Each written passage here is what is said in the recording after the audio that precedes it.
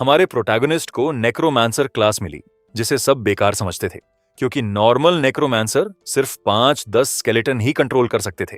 लेकिन हमारे प्रोटैगनिस्ट ने कुछ ऐसा किया जो किसी ने सोचा भी नहीं था। उसने नेक्रोमांसर सिस्टम को अपने हाथों से तोड़ दिया और अवेकन किया अनडेड रियल्म नेक्रोमांसर सिस्टम। अब जिसे भी वो अनडेड वर्ल्ड में मारेगा वो उसका गुलाम बन जाएगा। जहां लोग उसे कमजोर समझ रहे थे, वहीं वो पूरे अनडेड रियल्म का मालिक बन चुका था। लाखों स्केलेटन बस उसके एक आदेश का इंतजार कर रहे हैं। यह मनहवा शुरुआत से ही ओपी है, इसलिए इसे अभी हाइप करो, हमारे चैनल को सब्सक्राइब करो और लाइक करना बिल्कुल मत भूलो, क्योंकि हम इस मनहवा को कंटिन्यू करेंगे। दशकों पहले दुनिया अचानक बदल गई। पूरी दुनिया में अजीब म्यूटेशंस दिखने लगे और डरावने गोस्ट मॉन्स्टर्स ने दुनिया के हर कोने पर हमला कर दिया। इंसानियत उस दौर में दाखिल हुई जिसे मिथिकल ईरा के नाम से जाना गया, जहां जिंदा रहना ही रोज की जंग बन गया था। जब अनगिनत गोस्ट मॉन्स्टर्स ने शहरों पर हमला किया तो लोगों के पास लड़ने के अलावा कोई रास्ता नहीं बचा। इसी दौरान इंसानों को पता चला कि वो स्पेशल प्रोफेशंस अवेकन कर सकते हैं। कुछ लोग सोर्ड्समैन, मेजेस, आर्चर्स, प्रीस्ट्स या दूसरी पावरफुल क्लासेस बन गए। इन प्रोफेशंस के साथ यूनिक स्किल्स भी मिलती थीं और अपना रैंक बढ़ाकर वो लगातार और ताकतवर बनते जा सकते थे। अवेकेंड वॉरियर्स ने नीले ग्रह पर गोस्ट मॉन्स्टर्स के खिलाफ बड़ी बहादुरी से लड़ाई लड़ी। अनगिनत लड़ाइयों और बलिदानों के बाद उन्होंने धीरे धीरे ऐसी सुरक्षित जगहें बनाई जहां इंसानियत जिंदा रह सके। यह दौर ईरा ऑफ अवेकेंड प्रोफेशनल्स के नाम से जाना जाने लगा। लॉन्गशा फेडरेशन में स्थित हाईचंग हाई स्कूल में सालाना अवेकनिंग सेरेमनी शुरू होने वाली थी। सभी स्टूडेंट्स इकट्ठा हो गए, जबकि इंस्ट्रक्टर्स सेरेमनी की तैयारी कर रहे थे। कॉम्बैट क्लास के इंस्ट्रक्टर लुहू ने ऐलान किया कि अवेकनिंग सेरेमनी आधिकारिक तौर पर शुरू हो चुकी है। उसने समझाया कि यह दिन हर स्टूडेंट के भविष्य को तय करेगा, क्योंकि जो प्रोफेशन वो अवेकन करेंगे वही उनकी बाकी जिंदगी की दिशा तय करेगा। लुहू ने स्टूडेंट्स को भरोसा बनाए रखने के लिए हौसला दिया और कामना की कि हर कोई वही प्रोफेशन अवेकन करे जिसकी उसे हमेशा से उम्मीद थी। मुख्य किरदार फैंगजो शांत मुस्कान के साथ अवेकनिंग सेरेमनी को देख रहा था। कई साल पहले इस दुनिया में ट्रांसमिग्रेट होने के बाद आखिरकार वो दिन आ ही गया था जिसका उसे इंतजार था। आज वो अपना प्रोफेशन अवेकन करने वाला था। इंस्ट्रक्टर ने फैंगजो का नाम पुकारा और उसे आगे आने को कहा। फैंगजो ने फौरन जवाब दिया और शांति से अवेकनिंग प्लेटफॉर्म की तरफ चल पड़ा। जैसे ही वो चला, कई स्टूडेंट्स उसे उत्सुकता से देखने लगे। कुछ लोग सोच रहे थे कि वो कौन सा प्रोफेशन अवेकन करेगा। कुछ लड़कियों ने अंदाजा लगाया कि वो प्रीस्ट बनेगा, क्योंकि उसकी सौम्य शक्ल इस क्लास पर सूट करती थी। उन्होंने तो यहां तक कह दिया कि अगर उसके जैसा हैंडसम इंसान कुछ और बन गया तो यह बर्बादी होगी। लेकिन सब लोग इस बात से सहमत नहीं थे। कुछ स्टूडेंट्स का कहना था कि इस दुनिया में अच्छी शक्ल सूरत का कोई मतलब नहीं होता। उनका मानना था कि सिर्फ एक अवेकेंड इंसान का प्रोफेशन ही असल में मायने रखता है। कुछ और लोग हंसे और बोले कि वो स्टूडेंट्स बस फैंगजो की शक्ल से जलते हैं। इसी बीच इंस्ट्रक्टर लुहू फैंगजो के रिकॉर्ड्स देख रहा था। उसने नोट किया कि फैंगजो एक अनाथ था जिसके माता पिता शहीद हो चुके थे। इतनी मुश्किल पृष्ठभूमि के बावजूद फैंगजो की फिजिकल फिटनेस शानदार थी और उसके एकेडमिक ग्रेड्स भी बेहतरीन थे। उसका शानदार रिकॉर्ड देखकर लुहू को समझ आ गया कि इतने सारे लोग उस पर ध्यान क्यों दे रहे हैं। बिना कुछ कहे फैंगजो अवेकनिंग प्लेटफॉर्म पर चढ़ गया। उसने शांति से अपना हाथ आगे बढ़ाया और उसे अवेकनिंग स्टोन पर रख दिया, अपने प्रोफेशन के सामने आने का इंतजार करते हुए। जैसे ही फैंगजो ने अवेकनिंग स्टोन को छुआ, उसका चेहरा अचानक बदल गया। अवेकनिंग प्लेटफॉर्म से सुनहरी रोशनी का एक जबरदस्त धमाका हुआ जो सीधे आसमान तक जा पहुंचा। यह देखकर सब लोग हैरान रह गए। उन्होंने पहले कभी किसी अवेकनिंग सेरेमनी में इतनी जबरदस्त प्रतिक्रिया नहीं देखी थी। कई स्टूडेंट्स हैरान थे और सोच रहे थे कि क्या फैंगजो कोई अविश्वसनीय रूप से पावरफुल प्रोफेशन अवेकन करने वाला है। कुछ लोग तो चिल्लाकर बोले कि उनके आइडल से यही उम्मीद थी। अगले ही पल गहरी हरी ऊर्जा अचानक फैंगजो के शरीर से बाहर निकलने लगी। यह तेजी से पूरे आसमान में फैल गई और आसपास का इलाका एक भूतिया सी आभा से ढक गया। इंस्ट्रक्टर लुहू इस अजीब घटना को देखकर हैरान रह गया। यकीन न होते हुए भी उसे एहसास हुआ कि फैंगजो के अवेकनिंग ने आसमान और धरती को हिला देने वाली एक दुर्लभ घटना को जन्म दे दिया है। लुहू खुद को यह सोचने से रोक नहीं पाया कि आखिर फैंगजो ने कौन सा अविश्वसनीय प्रोफेशन अवेकन किया है। जैसे जैसे हरी ऊर्जा फैलती गई, आसमान में एक डरावना दृश्य उभर आया। अनगिनत अनडेड क्रीचर्स, स्केलेटन वॉरियर्स, भूतिया आत्माएं और विशालकाय मॉन्स्टर्स अंधेरे से निकल आए, मानो अंडरवर्ल्ड की एक पूरी सेना फैंगजो के अवेकनिंग का जवाब देने आई हो। जैसे जैसे यह अजीब दृश्य जारी रहा, फैंगजो ने खुद को अनगिनत अनडेड बीइंग से घिरा हुआ पाया। स्केलेटन वॉरियर्स, भूतिया मेजेस, डेथ नाइट्स और डरावने मॉन्स्टर्स सब मानो उसकी मौजूदगी को स्वीकार कर रहे थे। अंधेरी ऊर्जा उसके चारों तरफ ऐसे घूम रही थी मानो वो उनका राजा हो। हरी आभा और भी तेज होती गई, पूरे आसमान में फैलती गई और आखिरकार शांत हो गई। फिर फैंग जो के सामने एक चमकती हुई नोटिफिकेशन आई जिसमें बताया गया कि उसका अवेकनिंग पूरा हो चुका है। उसका प्रोफेशन सफलतापूर्वक नेक्रोमांसर के रूप में अवेकन हो गया था। फैंग जो ने हैरानी से यह मैसेज देखा। उसने चुपचाप खुद से यह नाम दोहराया और सोचने लगा कि क्या यह सच में उसका अवेकेंड प्रोफेशन है। जैसे ही यह अजीब घटना गायब हुई, भीड़ कुछ पलों के लिए खामोश हो गई। फिर अचानक कई स्टूडेंट्स जोर से हंस पड़े। उन्होंने फैंग जो का मजाक उड़ाते हुए कहा कि उसने इतना बड़ा तमाशा सिर्फ एक नेक्रोमांसर अवेकन करने के लिए किया। हालांकि यह क्लास रेयर मानी जाती थी, फिर भी उनका दावा था कि यह सबसे कमजोर कॉम्बैट प्रोफेशंस में से एक है। उनकी नजर में बाकी क्लासेस के मुकाबले इसका लगभग कोई फ्यूचर नहीं था। स्टूडेंट्स हंसते हुए बोलते रहे कि यह इस बात का सबूत है कि एकेडमिक एक्सेलेंस से यह तय नहीं होता कि किसी का प्रोफेशन कितना पावरफुल होगा। लेकिन सबके मजाक उड़ाने के बावजूद फैंग जो शांत बना रहा। वो जानता था कि भले ही नेक्रोमांसर्स देखने में पावरफुल लगते हों, उनकी एक जानलेवा कमजोरी होती है। उनकी ताकत अनडेड रियल्म के साथ गहरे संबंध पर निर्भर करती है। दिक्कत यह थी कि जीवन और मृत्यु स्वाभाविक रूप से एक दूसरे के विपरीत हैं। जिंदा इंसान होने के नाते लगभग कोई भी सच में अनडेड रियल्म को समझ या उससे जुड़ नहीं सकता था। इसी वजह से ज्यादातर नेक्रोमांसर्स कभी भी अपनी क्लास की पूरी ताकत बाहर नहीं ला पाते थे। लेकिन फैंग जो अलग था। उसने अपना स्टेटस पैनल खोला और अपनी जानकारी देखी।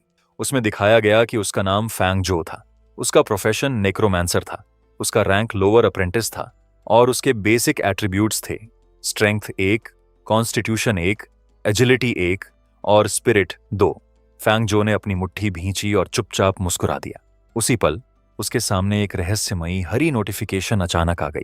उसने उसे undead realm experience system awaken करने पर बधाई दी। मैसेज देखकर फैंग जो उत्साहित हो गया।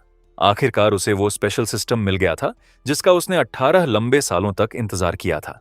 अपने सामने तैरते हुए चमकते हरे ऑर्ब को देखकर उसे एहसास हुआ कि उसका सबसे बड़ा फायदा आखिरकार सामने आ गया है।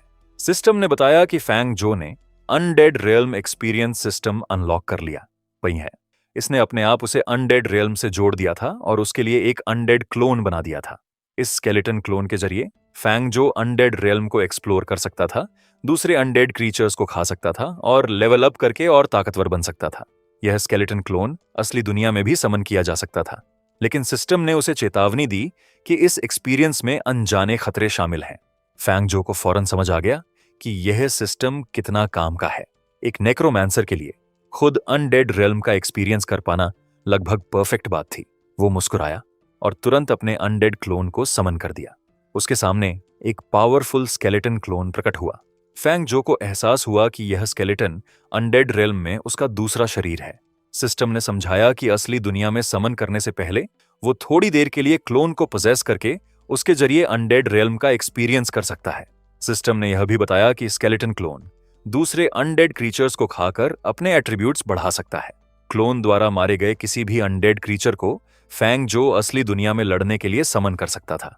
यह सुनकर फैंग जो और भी उत्साहित हो गया। जब तक वो पर्याप्त अनडेड क्रीचर्स मारता रहेगा, उसके पास समन्स की एक अंतहीन सप्लाई रहेगी। उस पल से पूरा अनडेड रेल्म उसका हंटिंग ग्राउंड बन गया। फैंग जो ने तय किया कि वो अनडेड रेल्म को किसी और समय एक्सप्लोर करेगा। फिलहाल वो अपने क्लोन को असली दुनिया में देखना चाहता था। उसने फौरन सिस्टम को स्केलेटन क्लोन समन करने का आदेश दिया। सिस्टम ने उसका आदेश स्वीकार किया और समनिंग प्रोसेस शुरू कर दी। उनके नीचे एक बड़ा हरा मैजिक सर्कल उभरा और कुछ ही पलों बाद स्केलेटन क्लोन असली दुनिया में बाहर आ गया। फैंग जो ने ध्यान से उस स्केलेटन को देखा। उसे एहसास हुआ कि इस क्लोन को वो जब चाहे सीधे समन कर सकता है, जो फिलहाल उसका सबसे मजबूत समन बना देता है। इसी बीच एग्जामिनर ने अगले स्टूडेंट बोचान को अवेकनिंग सेरेमोनी के लिए आगे आने को कहा। फैंग जो को देखकर वो खुद को आह भरने से रोक नहीं पाया। उसे लगा कि फैंग जो में जबरदस्त टैलेंट है, लेकिन अफसोस की बात थी कि इतनी क्षमता वाले इंसान ने नेक्रोमांसर प्रोफेशन अवेकन किया। कुछ लड़कियां फैंग जो को दिलासा देने आईं और उससे कहा कि निराश न हो। उनका मानना था कि नेक्रोमांसर होते हुए भी वो एक लेजेंडरी क्राउन हासिल कर सकता है। उन्होंने उसके समन किए हुए स्केलेटन की भी तारीफ की और कहा कि वो बहुत कूल दिखता है। ये देखकर जलने वाले लड़के गुस्से में आ गए। उन्हें समझ नहीं आ रहा था कि इतनी कमजोर प्रोफेशन अवेकन करने के बाद भी लड़कियां फैंग जो के आसपास क्यों घूम रही हैं। उनमें से एक ने शिकायत की कि फैंग जो को सिर्फ इसलिए अटेंशन मिल रहा है क्योंकि वो हैंडसम है। ब्लॉन्ड स्टूडेंट को यह बात खास तौर पर बहुत खटकी। उसका मानना था कि उसकी असैसिन प्रोफेशन के मुकाबले फैंग जो का स्केलेटन समन कुछ खास नहीं है। उसे अचानक याद आया कि नोविस नेक्रोमांसर्स साल में सिर्फ कुछ ही स्केलेटन समन कर सकते हैं। उसने सोचा कि अगर वो अभी फैंग जो के स्केलेटन को डिस्ट्रॉय कर दे तो फैंग जो की लेवलिंग स्पीड काफी धीमी पड़ जाएगी। यह सोचकर उसने चुपके से अपनी स्किल एक्टिवेट कर दी, साइलेंट स्लीव एरो। उसकी आस्तीन से एक छुपा हुआ एरो स्केलेटन क्लोन की तरफ छूटा, लेकिन स्केलेटन क्लोन ने फौरन उस हमले को भांप लिया। वो अपनी जगह से हटकर गायब हो गया और उस छुपे हुए एरो से बच निकला। फैंग जो, जिसने भी वो छुपा हुआ एरो देखा था, शांत बना रहा। ब्लॉन्ड असैसिन यह देखकर हैरान रह गया कि स्केलेटन अचानक गायब हो चुका है। इससे पहले कि वो कुछ रिएक्ट कर पाता, स्केलेटन क्लोन अविश्वसनीय स्पीड से उसके पीछे प्रकट हो गया। अगले ही पल स्केलेटन क्लोन ने अपने पावरफुल मेस से उसके चेहरे पर वार किया, जिससे उसके मुंह से खून उछल पड़ा और वो जबरदस्त ताकत के साथ जमीन पर जा गिरा। ब्लॉन्ड स्टूडेंट घास पर धड़ाम से गिरा, चोटों से भरा हुआ और खून बहता हुआ। वो अविश्वास से उस स्केलेटन को घूरता रहा, समझ नहीं पा रहा था कि ऐसा कैसे मुमकिन है। उसने कभी सोचा भी नहीं था कि एक नेक्रोमांसर का स्केलेटन इतनी तेजी से हरकत कर सकता है या इतनी जबरदस्त ताकत रख सकता है। ब्लॉन्ड स्टूडेंट अपना घायल चेहरा पकड़े धीरे धीरे उठ खड़ा हुआ। फैंग जो की तरफ देखकर उसने गुस्से से पूछा कि वो आखिर करना क्या चाहता है। इतनी बुरी तरह पिटने के बावजूद वो अभी भी जो हुआ था उसे मानने को तैयार नहीं था। वो मन ही मन कोसते हुए सोच रहा था कि आखिर फैंग जो का स्केलेटन एक ब्लाइंड स्पॉट से किए गए सरप्राइज अटैक को कैसे भांप सकता है और रोक सकता है। लेकिन उसने जल्दी ही खुद को यह समझा लिया कि फैंग जो आखिर सिर्फ एक स्केलेटन मेज है। उसका समन किया हुआ स्केलेटन चाहे कितना भी पावरफुल क्यों ना हो, उसका मानना था कि फैंग जो की असली बॉडी कमजोर ही होगी। यह सोचकर ब्लॉन्ड स्टूडेंट अचानक सीधा फैंग जो की तरफ दौड़ पड़ा। उसने अपना हाथ बढ़ाया और एक और छुपा हुआ एरो छोड़ा, यह ठानकर कि स्केलेटन के दखल देने से पहले ही वो उसे मार डालेगा।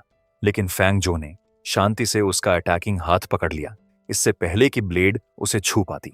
फिर उसने ब्लॉन्ड स्टूडेंट को पूरी स्पीड से अपनी तरफ खींच लिया, साथ ही अपने हाथ में ऊर्जा इकट्ठा करते हुए। फैंग जो ने ठंडी मुस्कान के साथ उसे देखा और कहा कि उसने अपनी ही क्षमताओं को बहुत ज्यादा आंक लिया। अगले ही पल फैंग जो ने कड़कती ऊर्जा में लिपटा हुआ एक जबरदस्त घूंसा मारा। उसका मुक्का ब्लॉन्ड स्टूडेंट के शरीर से जबरदस्त ताकत के साथ टकराया। इस टक्कर ने हमलावर को हवा में उछाल दिया, इससे पहले कि वो जोर से जमीन पर आ गिरे। उसके मुंह से खून बहने लगा जब वो घास पर लुढ़कता रहा। आसपास खड़े स्टूडेंट्स हैरान रह गए, कुछ बोल ही नहीं पाए। उन्होंने देखा कि फैंग जो ने सिर्फ एक घूंसे से लू रेंजा को हरा दिया। लू रेंजा खून की उल्टी करते हुए जमीन पर गिर गया। उसका पूरा शरीर चोटों से भरा हुआ था और फैंग जो का घूंसा खाने के बाद वो मुश्किल से हिल पा रहा था। फैंग जो ने ऊबे हुए भाव से उसकी तरफ देखा। उसने कहा कि यह लड़ाई बहुत ही बोरिंग थी और अपने स्केलेटन समन के साथ पीछे मुड़कर वहां से जाने लगा। तभी टीचर लूहू शोर सुनकर वहां पहुंचे और पूछा कि आखिर क्या हुआ है। आसपास खड़े स्टूडेंट्स ने फौरन बताया कि लू रेंजा ने फैंग जो पर सीक्रेट अटैक करने की कोशिश की थी, लेकिन फैंग जो ने सिर्फ एक घूंसे से उसे तुरंत हरा दिया। वो सब हैरान थे क्योंकि हर कोई मानता था कि एक नेक्रोमांसर की मेन बॉडी कमजोर होती है। फिर भी लू रेंजा फैंग जो को बिल्कुल भी हरा नहीं पाया था। सबको फैंग जो की तारीफ करते सुनकर लू रेंजा और भी ज्यादा गुस्से में आ गया। अपने क्लासमेट्स के सहारे खड़ा होकर उसने नफरत से फैंग जो को घूरा। जाने से पहले लू रेंजा चिल्लाकर बोला कि फैंग जो बस इंतजार करे, क्योंकि वो एक दिन उससे बदला जरूर लेगा। फैंग जो ने इस धमकी को पूरी तरह नजरअंदाज कर दिया और शांति से वहां से चला गया, जबकि भीड़ अभी भी उस अविश्वसनीय लड़ाई के बारे में बातें कर रही थी। अरीना से निकलने के बाद फैंग जो एक शांत जगह पर लौट आया जहां कोई उसे परेशान न कर सके। अपने पावरफुल स्केलेटन के पास खड़े होकर उसने सिस्टम को पुकारा। उसने तय कर लिया था कि आखिरकार अनडेड रेल्म का एक्सपीरियंस लेने का समय आ गया है। सिस्टम फौरन प्रकट हुआ और पूछा कि क्या वो अनडेड रेल्म एक्सपीरियंस शुरू करना चाहता है। फैंग जो जानता था कि अनडेड रेल्म में जाने से उसे उस रहस्यमयी दुनिया को बेहतर समझने में मदद मिलेगी। चूंकि यह नेक्रोमांसर्स के लिए एक मैंडेटरी ट्रेनिंग कोर्स था, उसे जल्दी या देर में इसमें प्रवेश करना ही था। उसे यह भी पता था कि अगर किस्मत उसके साथ रही तो वो वहां दूसरे अनडेड क्रीचर्स को खा सकता है। एक नेक्रोमांसर के लिए अपनी ताकत बढ़ाने का इससे बेहतर कोई तरीका नहीं था। फिर भी फैंग जो जानता था कि यह सफर आसान नहीं होगा। अनडेड रियल्म बेहद खतरनाक क्रीचर्स से भरा हुआ था और कोई नहीं बता सकता था कि कौन हंटर बनेगा और कौन शिकार। उस जगह पर रिस्क्स और रिवॉर्ड्स हमेशा साथ साथ मौजूद रहते थे। मन बना लेने के बाद फैंग जो ने सिस्टम को अनडेड रियल्म एक्सपीरियंस शुरू करने का आदेश दिया। सिस्टम ने उसका रिक्वेस्ट स्वीकार किया और उसे जरूरी तैयारियां करने तक इंतजार करने को कहा। फैंग जो खुद ही मुस्कुरा दिया। उसने इस सिस्टम के लिए 18 साल इंतजार किया था और वो ऐसा कीमती मौका बर्बाद करने वाला बिल्कुल नहीं था। कुछ ही पलों बाद सिस्टम ने ऐलान किया कि तैयारियां पूरी हो चुकी हैं।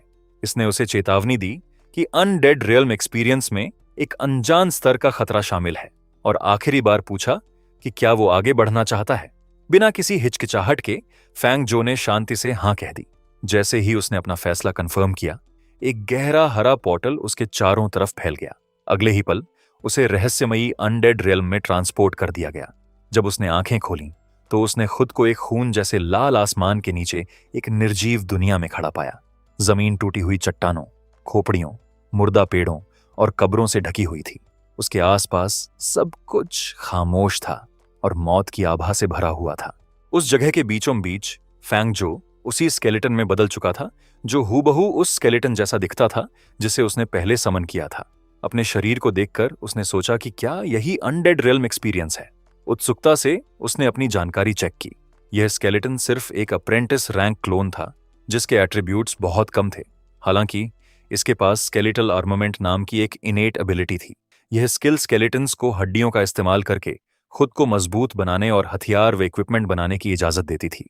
फैंग जो को फौरन एहसास हुआ कि यह वही एबिलिटी थी जो उसके समन किए हुए स्केलेटन ने पिछली लड़ाई में इस्तेमाल की थी। उसे तुरंत समझ आ गया कि यह स्किल कितनी कीमती है। अपने बचने के चांसेस बढ़ाने के लिए फैंग जो ने तय किया कि किसी भी दुश्मन का सामना करने से पहले स्केलेटन को एक हथियार बनाना चाहिए। लेकिन इससे पहले कि वो शुरू कर पाता, आसपास जोरदार गुर्राहटें गूंजने लगीं। चमकती लाल आंखों वाले कई खूंखार भेड़िए अचानक अंधेरे से निकल आए और सीधा उसकी तरफ दौड़ पड़े, उसे फाड़ डालने के लिए तैयार। दोनों भेड़ियों ने प्रकट होते ही लगभग तुरंत फैंग जो पर हमला कर दिया। उनकी स्पीड ने उसे पूरी तरह चौंका दिया। स्केलेटन की आंखों से देखते हुए फैंग जो को फौरन एहसास हुआ कि अनडेड रियल्म उसकी उम्मीद से कहीं ज्यादा खतरनाक है। छुपे हुए खतरे बिना किसी चेतावनी के कभी भी सामने आ सकते थे। अचानक जमीन से एक स्केलेटन का हाथ निकला और उसने फैंग जो की टांग पकड़ ली। इससे पहले कि वो समझ पाता क्या हो रहा है, एक 2 सिर वाले भेड़िए ने उस पर हमला कर दिया। फैंग जो थोड़ा घबरा गया जब उसने देखा कि उसकी एक टांग उलझ गई है, जिससे हिलना मुश्किल हो गया। फौरन सोचते हुए फैंग जो ने अपनी पूरी ताकत लगाकर उस स्केलेटन को जमीन से बाहर खींच लिया जो उसकी टांग पकड़े हुए था। जैसे ही 2 सिर वाला भेड़िया हमला करने के लिए कूदा, उसने वो स्केलेटन उस भेड़िए पर फेंक दिया। स्केलेटन 2 सिर वाले भेड़िए से जोरदार टक्कर से टकराया, लेकिन इस हमले का लगभग कोई असर नहीं हुआ और सिर्फ वो स्केलेटन ही टूट गया। यह देखकर फैंग जो को फौरन एहसास हुआ कि असली लड़ाई में स्केलेटन की बॉडी को कंट्रोल करना उसकी उम्मीद से कहीं ज्यादा मुश्किल है। 2 सिर वाला भेड़िया अलग अलग दिशाओं से लगातार हमला करता रहा, जिससे फैंग जो को पलटवार करने का लगभग कोई मौका नहीं मिल रहा था। फैंग जो जानता था कि अगर लड़ाई ऐसे ही चलती रही तो आखिरकार वो हार जाएगा। उसके हमलों से बचते हुए उसने अचानक पास ही बिखरी हुई हड्डियों का एक ढेर देखा। फैंग जो के दिमाग में फौरन एक आइडिया आया। 2 सिर वाला भेड़िया एक बार फिर अपना मुंह पूरा खोलकर दौड़ा, फैंग जो को फाड़ डालने के लिए तैयार।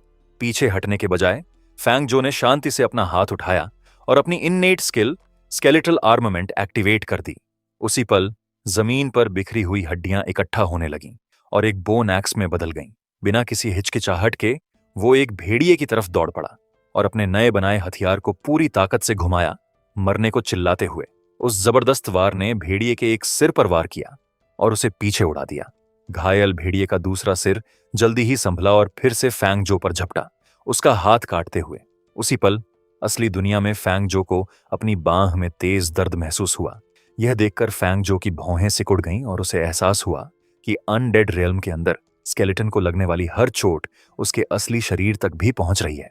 इस खोज से उसे समझ आया कि यह सिस्टम उसकी पहली सोच से कहीं ज्यादा खतरनाक है। फिर भी फैंग जो शांत बना रहा। उस भेड़िए के मरे हुए सिर को देखते हुए उसने कहा कि चूंकि यह सिर पहले ही मर चुका है तो इसे उसकी सेवा में लगना चाहिए।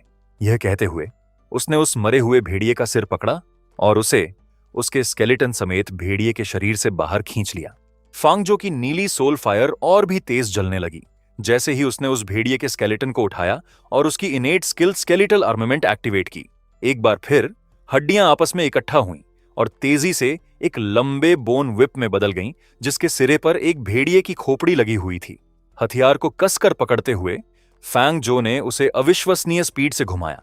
बोन व्हिप हवा में ऐसे घूमा जैसे कोई तूफान हो। इसने बचे हुए भेड़िए के सिर पर शरीर के आर पार वार किया, एक गहरा घाव खोल दिया। फांगजो ने आश्चर्यजनक सटीकता से व्हिप को कंट्रोल किया। हवा में उसकी दिशा बदलते हुए एक और जबरदस्त वार किया। हर हमला पहले से तेज और ज्यादा सटीक होता गया जैसे जैसे वो हमला करता रहा और आखिरकार उसने उसे मार डाला।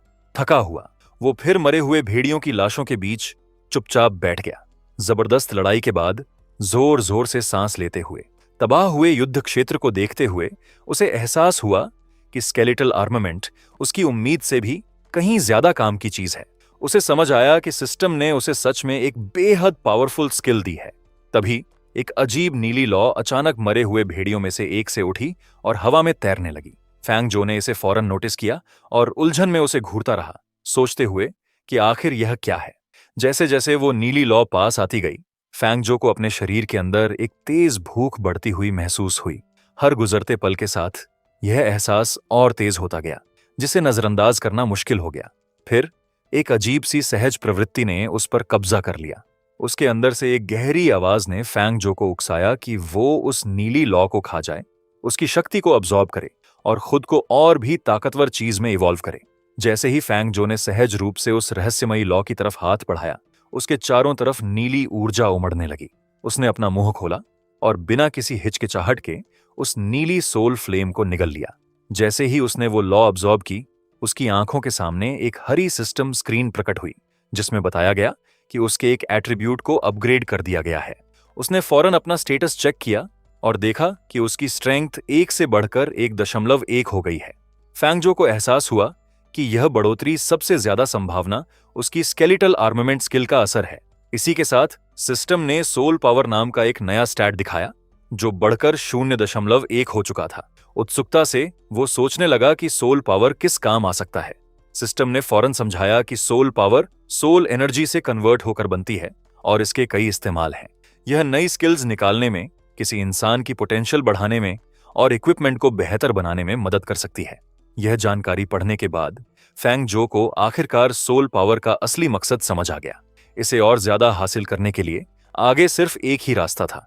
उसे लगातार दुनिया को एक्सप्लोर करते रहना था, अपने दुश्मनों का शिकार करना था, उनकी आत्माओं को खाना था और लगातार एक ज्यादा ताकतवर अनडेड बीइंग में इवॉल्व होते रहना था।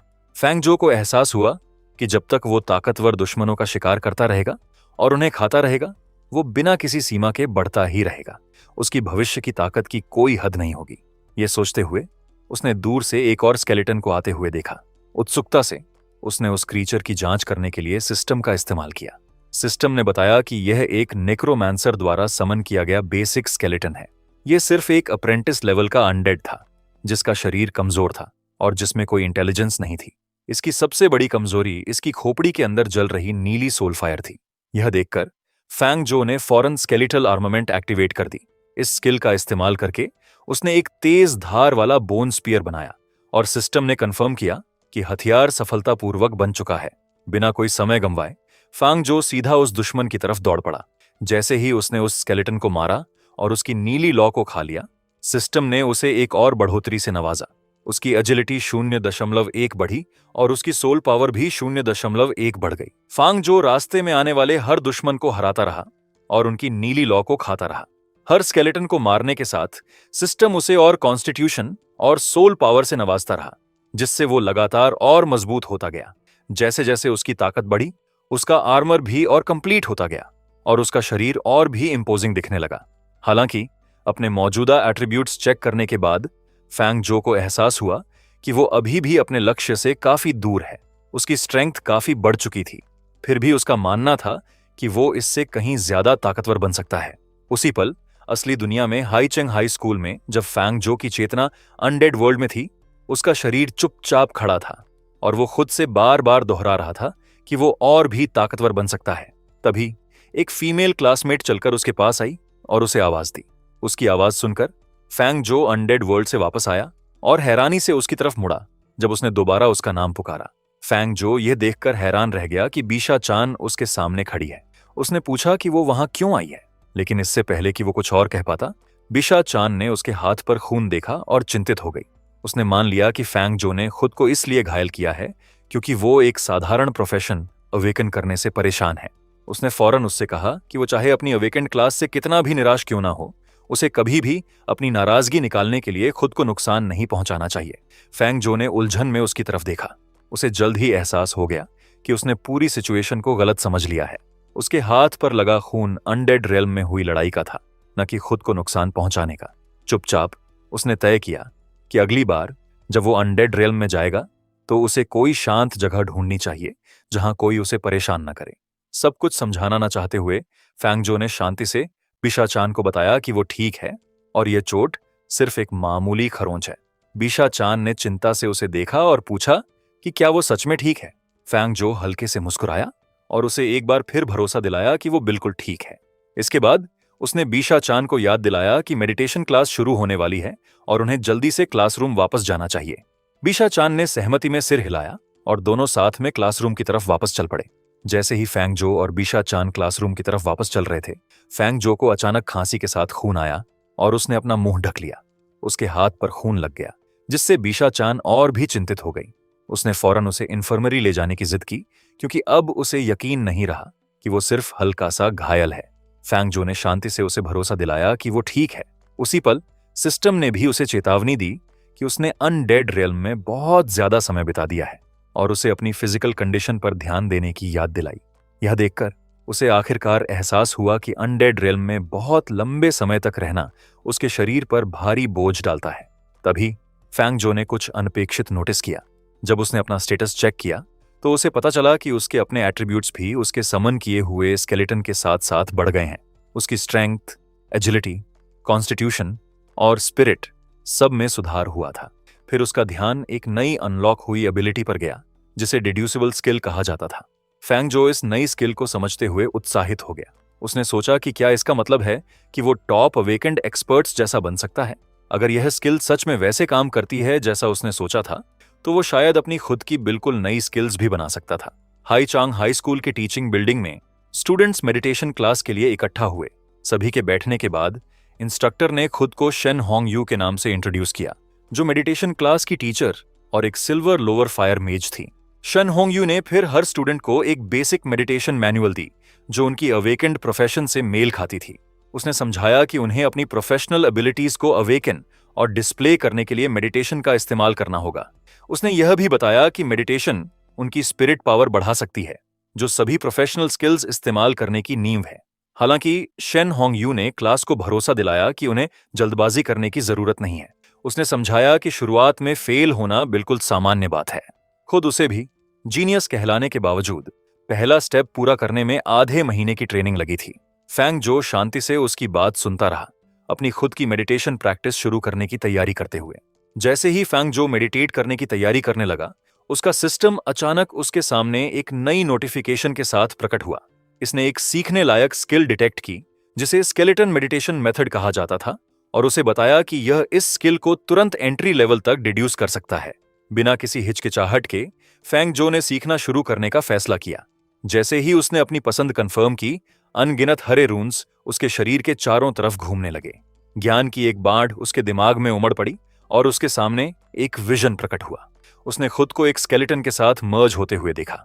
जैसे जैसे सिस्टम तेजी से मेडिटेशन टेक्निक का विश्लेषण करके उसके लिए उसे मास्टर करता गया, कुछ पलों बाद सिस्टम ने ऐलान किया कि उसने सफलतापूर्वक स्केलेटन मेडिटेशन मेथड सीख लिया है। फैंग जो हैरानी से मुस्कुराया, यह देखकर हैरान कि उसने इतनी जल्दी यह स्किल मास्टर कर ली। सिस्टम ने समझाया कि यह नेक्रोमैंसर्स के लिए सिर्फ एक अप्रेंटिस लेवल की एंट्री स्टेज मेडिटेशन मेथड है।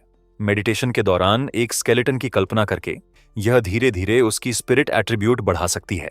यह डिस्क्रिप्शन पढ़ने के बाद फैंग जो को कोई हैरानी नहीं हुई। चूंकि इस मेथड में सिर्फ एक स्केलेटन की कल्पना करना जरूरी था, इसलिए सिस्टम की डिडक्शन एबिलिटी के लिए इसे लगभग तुरंत मास्टर करना आसान था। फैंग जो को फौरन एहसास हुआ कि स्केलेटन मेडिटेशन मेथड को मास्टर करना उसके लिए बेहद आसान था। उसे बस थोड़ी देर के लिए अपने स्केलेटन क्लोन को देखना था ताकि मेडिटेशन के लिए जरूरी विजुअलाइजेशन पूरी हो सके। उसे जल्द ही एक और फायदा पता चला। जब तक वो अनडेड रेल्म में नहीं जाता, उसका स्केलेटन क्लोन अपने आप मेडिटेट करता रहेगा। इसका मतलब था कि वो बिना कुछ किए 24 घंटे ट्रेन कर सकता था।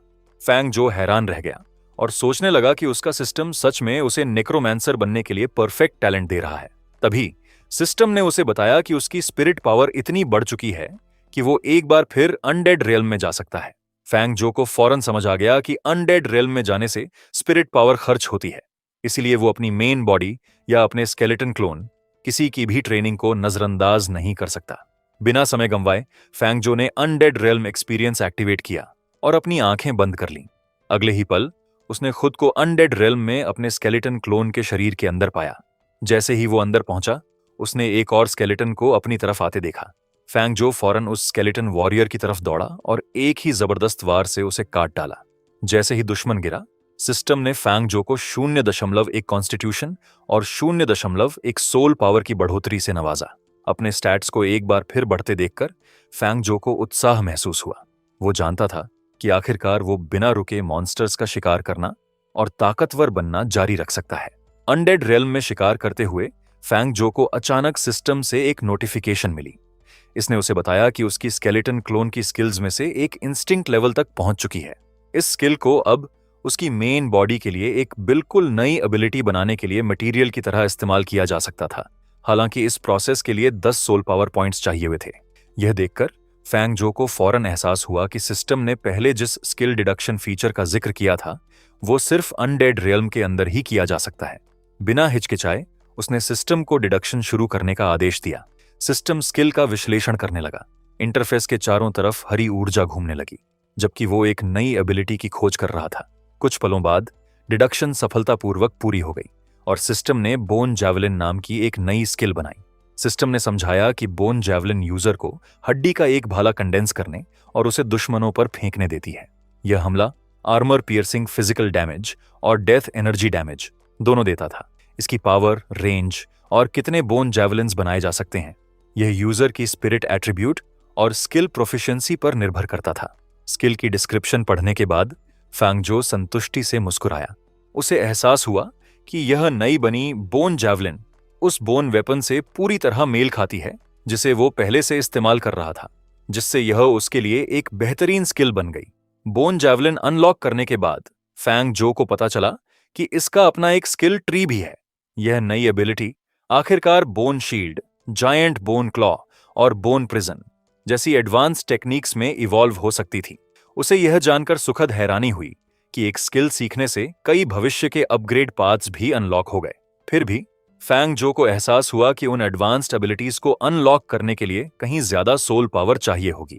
जैसे ही वो और सोल पावर इकट्ठा करने के बारे में सोच रहा था, उसने अचानक दूर से अनडेड क्रीचर्स को आते हुए देखा।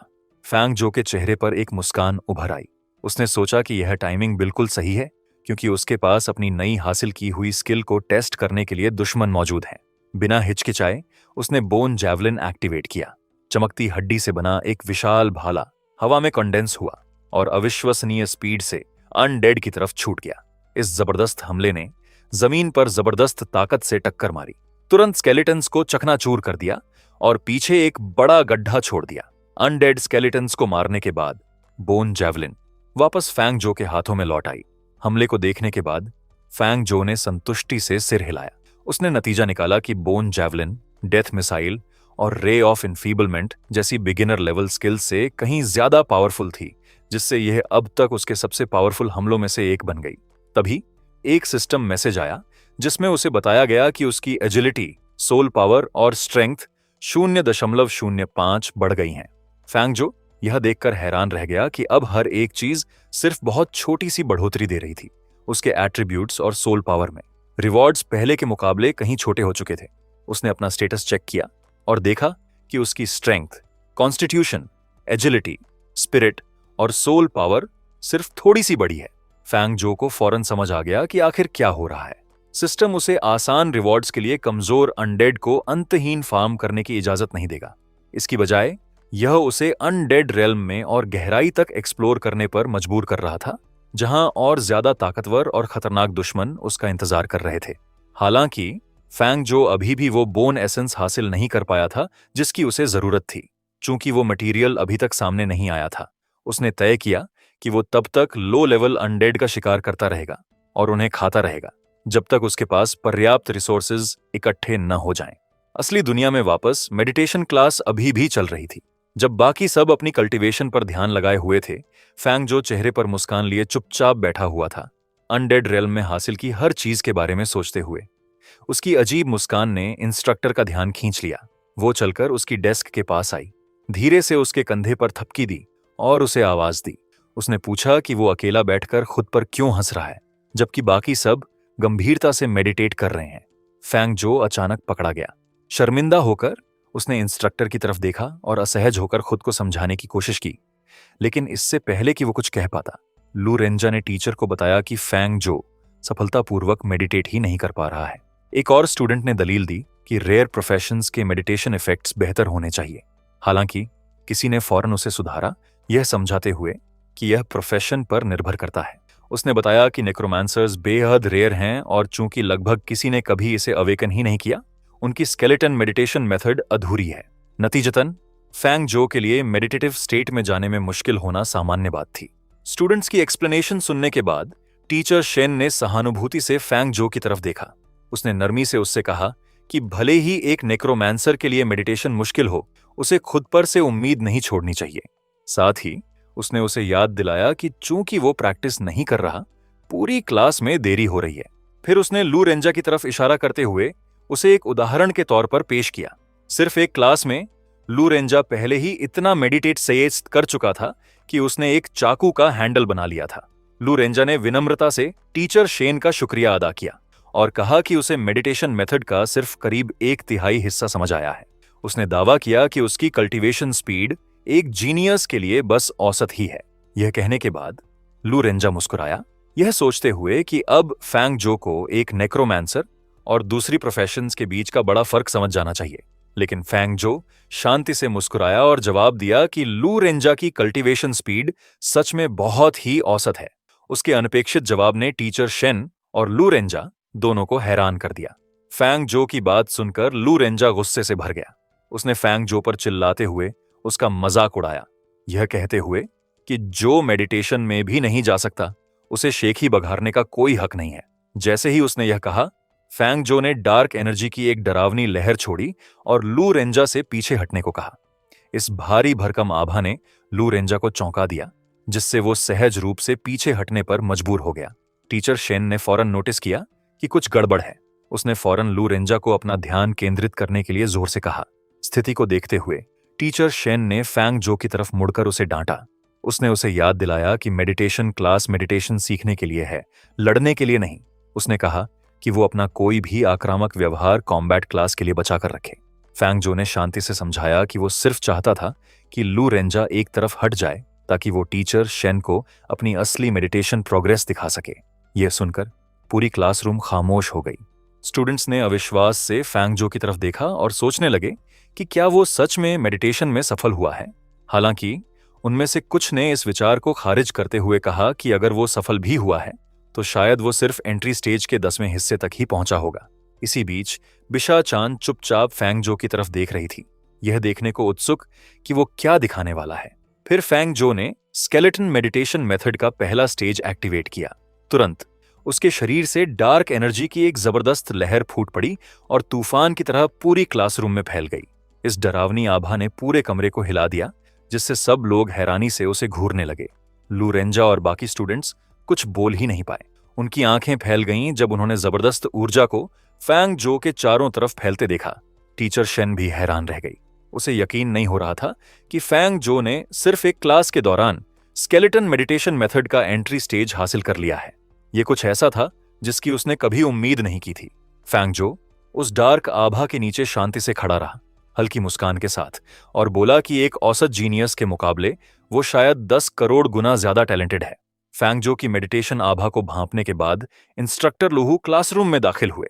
उन्होंने फैंग जो की प्रोग्रेस की तारीफ की और कहा कि उसने मेडिटेशन मेथड के साथ बहुत बढ़िया काम किया है।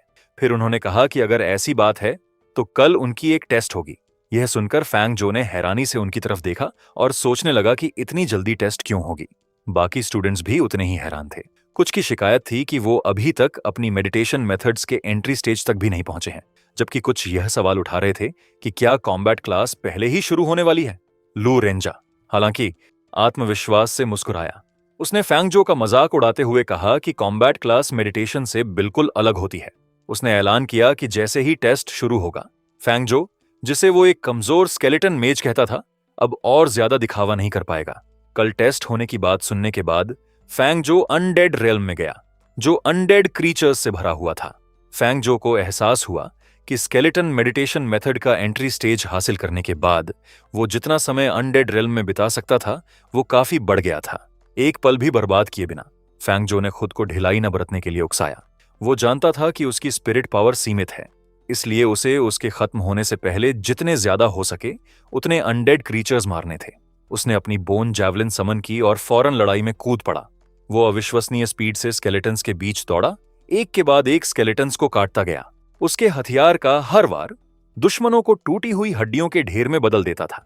वो और तेजी से हरकत करता गया, अपनी स्पिरिट पावर खत्म होने से पहले ज्यादा से ज्यादा दुश्मनों पर हमला करते हुए। अनगिनत अनडेड क्रीचर्स को हराने के बाद फैंगजो आखिरकार रुक गया। उसके पीछे स्केलेटन बोन्स का एक पहाड़ खड़ा था, लेकिन फैंगजो की स्पिरिट पावर लगभग पूरी तरह खत्म हो चुकी थी और वो उस दिन के लिए आगे नहीं लड़ सकता था। उसी पल फैंगजो के सामने एक सिस्टम नोटिफिकेशन प्रकट हुई। इसने ऐलान किया कि उसका प्रोफेशनल लेवल बढ़ गया है और उसके साथ ही स्केलेटन क्लोन को अब मजबूत किया जा सकता है। मैसेज देखकर फैंगजो मुस्कुराया। उसे एहसास हुआ कि उसकी सारी मेहनत बेकार नहीं गई। बिना हिचकिचाए उसने अपग्रेड शुरू करने के लिए हाँ चुना। तुरंत हरी ऊर्जा फैंगजो के क्लोन के चारों तरफ फैल गई। जैसे ही क्लोन इवॉल्व होना शुरू हुआ, उसके शरीर से एक पावरफुल आभा फूट पड़ी और उसका पूरा रूप चमकने लगा। उसका अटैक और कपड़े पूरी तरह बदल गए। अपग्रेड पूरा होने के बाद स्केलेटन क्लोन कहीं ज्यादा मजबूत हो गया। वो अप्रेंटिस रैंक के मिडिल स्टेज तक पहुंच गया। उसके एट्रीब्यूट्स बढ़ गए और उसने अपने आप ब्रूटल स्ट्राइक नाम की एक नई स्किल सीख ली। फैंगजो सुखद हैरानी से भर गया। उसने उम्मीद नहीं की थी कि सिर्फ क्लोन को अपग्रेड करने से उसे एक नई स्किल भी मिल जाएगी। उसने स्किल की डिस्क्रिप्शन चेक की और जाना कि ब्रूटल स्ट्राइक स्केलेटन क्लोन को जबरदस्त ताकत के साथ एक एक्सप्लोसिव अटैक छोड़ने की इजाजत देती है। इस स्किल की ताकत क्लोन के स्ट्रेंथ एट्रीब्यूट और स्किल के साथ उसकी प्रोफिशिएंसी पर निर्भर करती थी। यह देखकर फैंगजो खुश हो गया। उसे एहसास हुआ कि इस नई एबिलिटी के साथ वो अनडेड क्रीचर्स को कहीं ज्यादा तेजी से हरा पाएगा। हालांकि जैसे ही वो इस स्किल को समझ रहा था, उसे अचानक चक्कर आने लगा। उसे फौरन एहसास हुआ कि वो इस नई स्किल में इतना डूब गया था कि वो भूल ही गया कि उसकी स्पिरिट पावर पहले ही पूरी तरह खत्म हो चुकी है। इसके बाद उसने अनडेड रियल्म छोड़ दिया। अगले दिन हायंग हाई स्कूल के स्पोर्ट्स फील्ड पर फैंगजो सिर में तेज दर्द लेकर पहुंचा। उसने दर्द से अपना सिर पकड़ा और महसूस किया कि उसकी स्पिरिट पावर अभी भी बहुत कम है। अनडेड रियल्म का ज्यादा इस्तेमाल करने से उसकी मेंटल एनर्जी पूरी तरह निचुड़ चुकी थी। बिशा चान ने नोटिस किया कि फैंगजो मेडिटेशन क्लास के बाद से ही थका हुआ लग रहा है और पूछा कि कहीं कुछ गड़बड़ तो नहीं है। फैंगजो मुस्कुराया और कहा कि वो ठीक है। उसने समझाया कि वो बस रोज बहुत लंबे समय तक प्रैक्टिस करता रहा है, मन ही मन। हालांकि उसने तय कर लिया कि उसके सिस्टम के बारे में कोई नहीं जान सकता। अब से वो अनडेड रेल्म में सिर्फ तब जाएगा जब वो अकेला होगा। तभी लू रेंजा कुछ और स्टूडेंट्स के साथ वहां पहुंचा और फैंगजो का मजाक उड़ाने लगा। वो हंसते हुए बोले कि नेक्रोमैंसर प्रोफेशन बेकार है और उसका दावा किया कि थोड़ी देर मेडिटेट करने के बाद ही वो कमजोर पड़ गया। उन्होंने यह भी दावा किया कि मेडिटेशन मेथड का एंट्री स्टेज हासिल करने का कोई मतलब नहीं, क्योंकि असली मायने रखती है असली ताकत। बीशा चान अब चुप नहीं रह सकी। वो आगे आई और उनसे कहा कि उसे तंग करना बंद करें, यह बताते हुए कि फैंगजो ने उन्हें कभी नाराज करने वाला कुछ नहीं किया। हालांकि लू रेंजा ने बस कंधे उचकाए और जोर देकर कहा कि वो सिर्फ सच बता रहा है। नाराज होकर फैंगजो ने मजाक में पूछा कि क्या लू रेंजा दोबारा पिटना चाहता है। यह सुनकर लू रेंजा गुस्से से भर गया और चिल्लाया कि वो इंसान नहीं रहा जो एक हफ्ते पहले था। आत्मविश्वास से मुस्कुराते हुए, अपनी ब्लेड निकालते हुए उसने बताया कि उसने पहले ही एक प्रोफेशनल स्किल सीख ली है। उसने घमंड से ऐलान किया कि फैंगजो को हराने में सिर्फ एक ही मूव लगेगी। लेकिन तभी टीचर लूहू वहां आए और सबको रुकने के लिए चिल्लाए। स्टूडेंट्स फौरन खामोश हो गए और उनका सम्मान से अभिवादन किया। टीचर लूहू ने सख्ती से लू रेंजा को याद दिलाया कि स्कूल उन्हें भविष्य में खूंखार भूतों से लड़ने के लिए स्किल्स सिखाता है, न कि एक दूसरे से लड़ने के लिए। उनकी चेतावनी सुनकर लू रेंजा ने फौरन अपना सिर झुका लिया और अपनी गलती मान ली।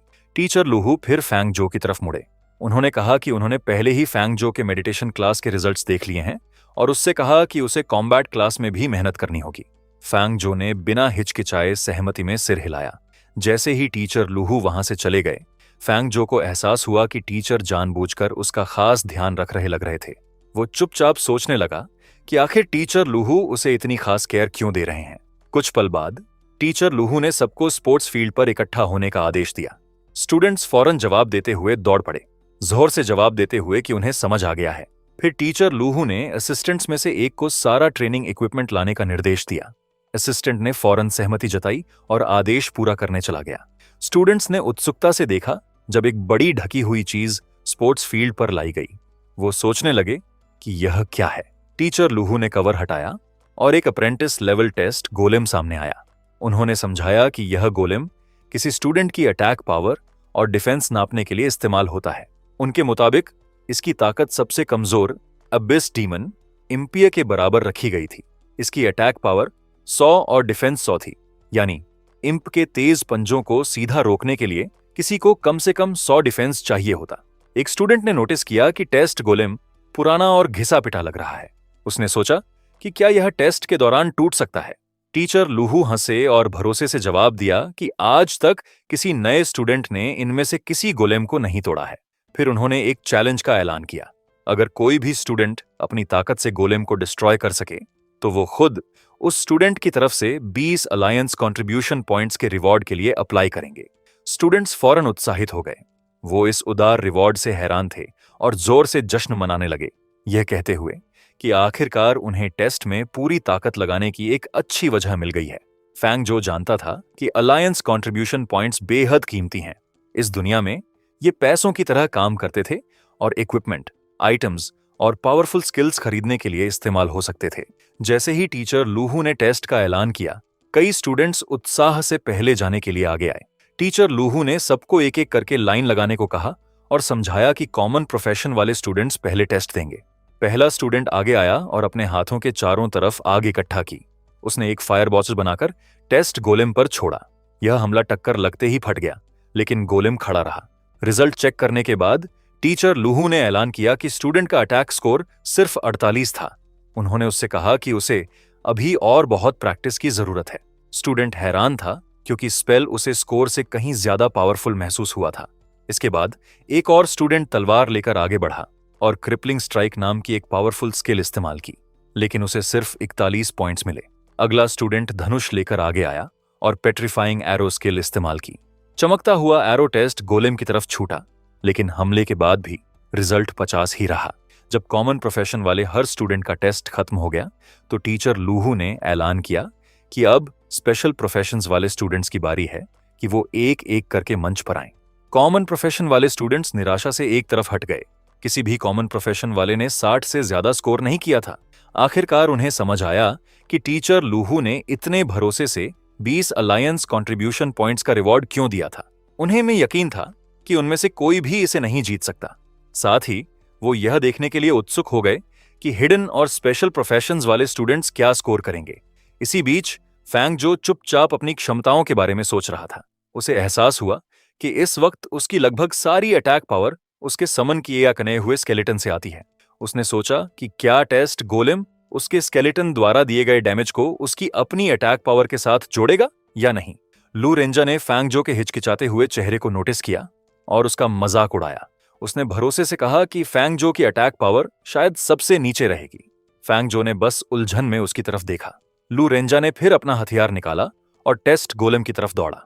आत्मविश्वास से भरी मुस्कान के साथ उसने ऐलान किया कि अब जब उसने एक स्किल सीख ली है, वो फैंग जो को उनकी क्षमताओं के बीच का बड़ा फर्क दिखाएगा।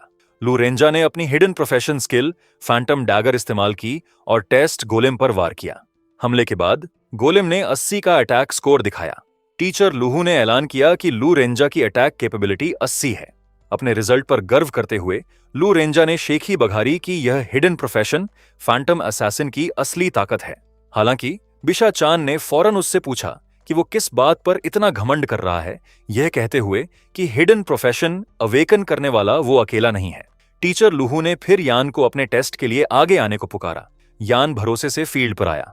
आसपास खड़े स्टूडेंट्स को याद आया कि यान ने hidden profession demon Hunter awaken की थी। उन्होंने यह भी सुन रखा था कि स्कूल के टॉप ऑफिशियल्स ने उसके अवेकनिंग के तुरंत बाद ही उसे चुन लिया था और उसके लिए खास तौर पर एक स्पेशल रिसर्च ग्रुप भी बनाई थी। सब लोग जलन से उसे देख रहे थे और सोच रहे थे कि उसका अटैक स्कोर कितना ऊंचा होगा। यान ने शांति से अपना हाथ उठाया और एक अजीब सा ब्लेड वाला हथियार प्रकट हुआ जो हरी ऊर्जा से घिरा हुआ था। बिना हिचकिचाए वो टेस्ट गोलेम की तरफ दौड़ा, डीमन हंटर प्रोफेशन की असली ताकत दिखाने की तैयारी करते हुए। यान ने अपनी वेंजेंस स्ट्राइक से टेस्ट गोलेम पर हमला किया और पहले वार ने उसे 65 का अटैक स्कोर दिलाया। कुछ स्टूडेंट्स हैरान थे क्योंकि यह स्कोर लू रेंजा के अटैक से सिर्फ थोड़ा ही ज्यादा था। वो सोचने लगे कि क्या डीमन हंटर इतना ही कर सकता है। हालांकि यान ने ऐलान किया कि अभी खत्म नहीं हुआ। वो बिना रुके हमला करता रहा और हर बार गोलेम की दर्ज वैल्यू बढ़ाता गया। स्कोर तेजी से 69 से बढ़कर 88 हुआ।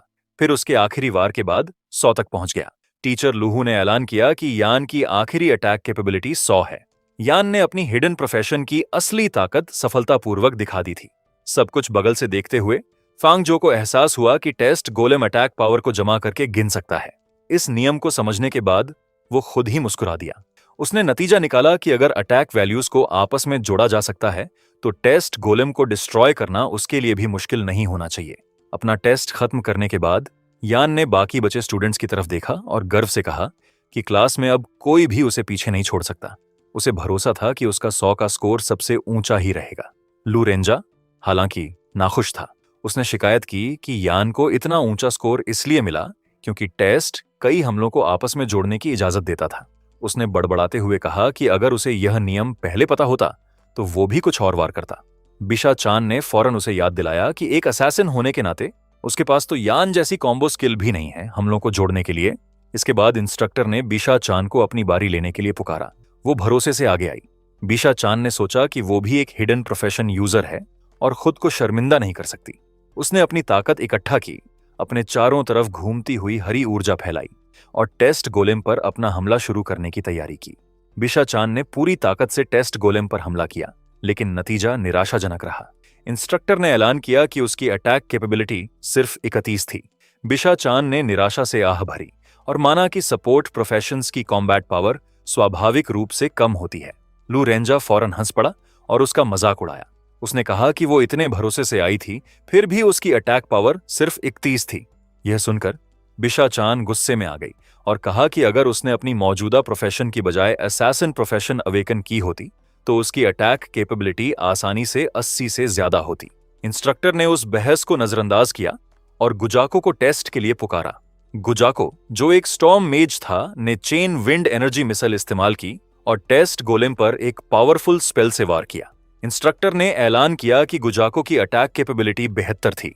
इसके बाद श्याओ युएन, एक अर्थ नाइट, आगे दौड़ा और गोलेम से टकराने के लिए शील्ड आर्मर चार्ज इस्तेमाल की। उसकी अटैक कैपेबिलिटी 69 मापी गई।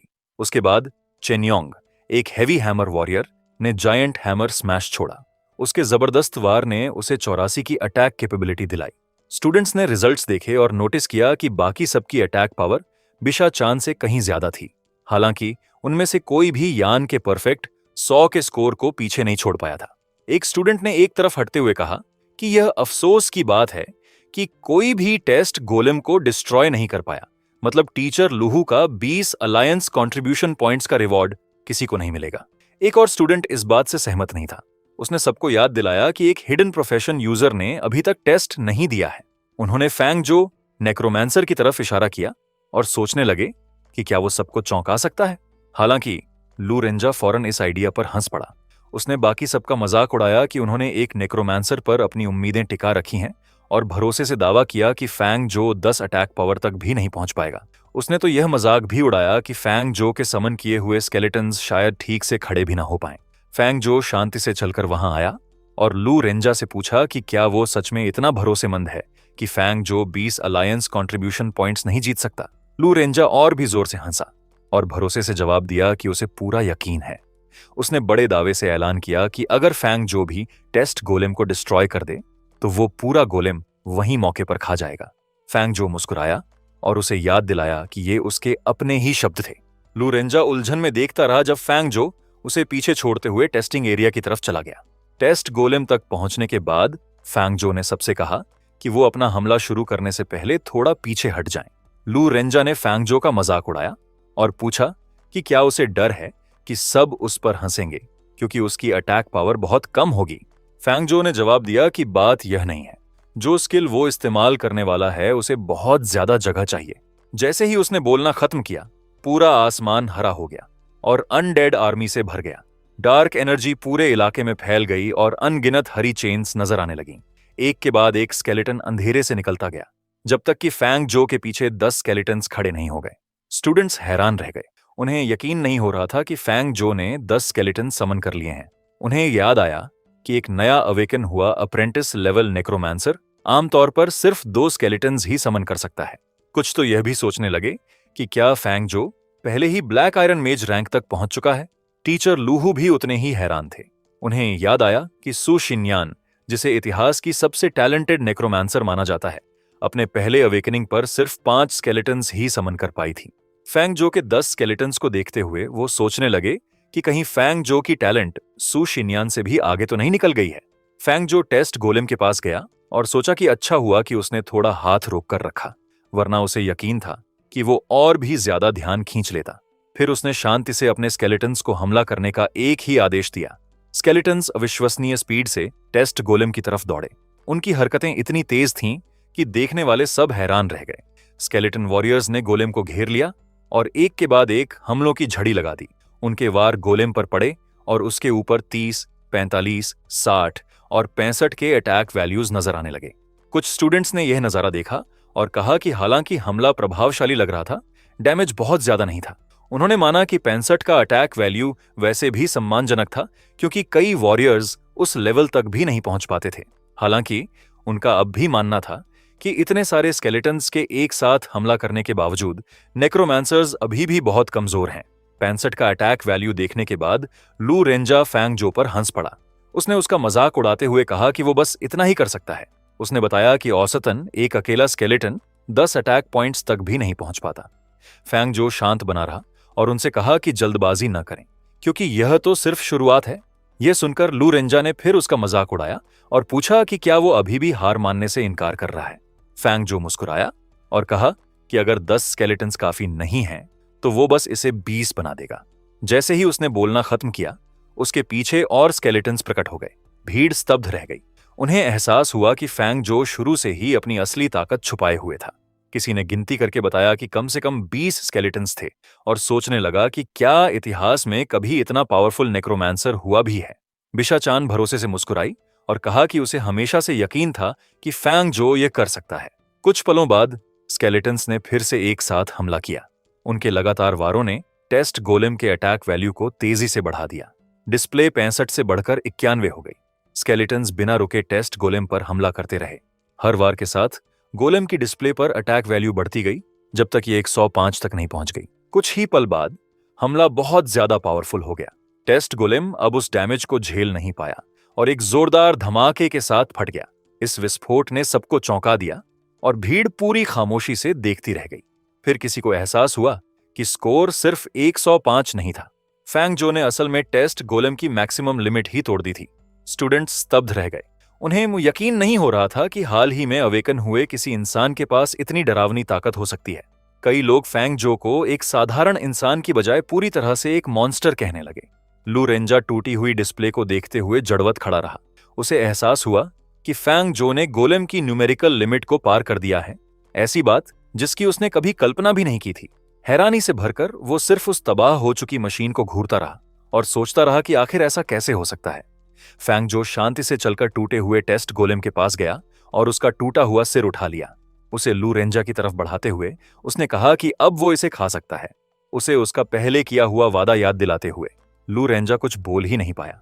फैंग जो ने लापरवाही से यह भी जोड़ा कि अगर वो इसे खाना नहीं चाहता तो यह भी ठीक है। फिर फैंग जो का चेहरा अचानक ठंडा पड़ गया। उसने लू रेंजा की तरफ देखा और उसे हुक्म दिया कि वो हमेशा के लिए उसकी नजरों से दूर हो जाए। लू रेंजा फैंग जो की डरावनी आभा से डर गया। वो फौरन पीछे हटा और बोला कि अगली बार जब वो मिलेंगे तो वो फैंग जो को इसकी कीमत चुकाएगा, इससे पहले कि वो शर्मिंदगी के साथ वहां से चला जाए। लू रेंजा के जाने के बाद बीशा चान उत्साह से दौड़ते हुए फैंग जो के पास आई। उसने उसकी अविश्वसनीय ताकत की तारीफ की और उत्सुकता से पूछा कि वो इतना पावरफुल कैसे बना, यह उम्मीद करते हुए कि वो उसे सिखाएगा। फैंग जो असहज तरीके से मुस्कुराया और लापरवाही से जवाब दिया कि उसने बस साधारण मेडिटेशन ट्रेनिंग की है। इंस्ट्रक्टर लूहू ने गर्मजोशी से फैंग जो की तारीफ की, यह कहते हुए कि उसने शानदार काम किया है और सच में उनकी आंखें खोल दी हैं। फैंग जो ने विनम्रता से जवाब दिया कि टीचर उसे बहुत ज्यादा क्रेडिट दे रहे हैं। इंस्ट्रक्टर लूहू ने फिर वादा किया कि वो फैंग जो को स्कूल की स्पेशली कल्टीवेटेड सीड लिस्ट में जगह दिलाने के लिए जोर लगाएंगे। बाद में प्रिंसिपल के ऑफिस में प्रिंसिपल ने अवेकनिंग रिजल्ट्स की समीक्षा की। 10,000 नए स्टूडेंट्स में से 9,103 ने सफलतापूर्वक अवेकन किया था, जबकि 897 फेल हो गए थे, जिससे स्कूल की अवेकनिंग सक्सेस रेट करीब 91% रही। उन्होंने रिपोर्ट पढ़ना जारी रखा और नोट किया कि 85 स्टूडेंट्स ने रेयर प्रोफेशंस अवेकन की थीं।